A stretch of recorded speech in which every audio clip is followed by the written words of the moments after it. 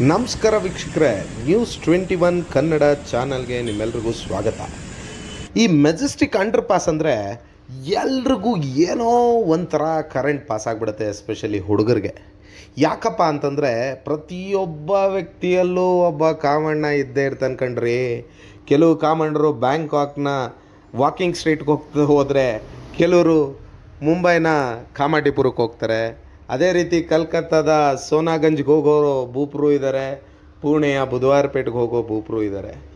ಎಲ್ಲೂ ಹೋಗೋಕ್ಕಾಗದೆ ಬೆಂಗಳೂರಿನಲ್ಲೇ ಬಹಳಷ್ಟು ಅಡ್ಡೆಗಳಿದೆ. ಸ್ಪಾ ಅಂತ, ಅಪಾರ್ಟ್ಮೆಂಟ್ಸ್ ಅಂತ, ಈ ರೀತಿ ಬಹಳಷ್ಟು ಕಾಮಕಾಂಡಗಳನ್ನ ನಮ್ಮ ಬೆಂಗಳೂರು ಕಂಡಿದೆ. ಇದರಲ್ಲಿ ವಿಶೇಷವಾಗಿ ಈ ಬಡ ವರ್ಗದವರು, ಮಧ್ಯಮ ವರ್ಗದಲ್ಲಿರ್ತಕ್ಕಂತಹ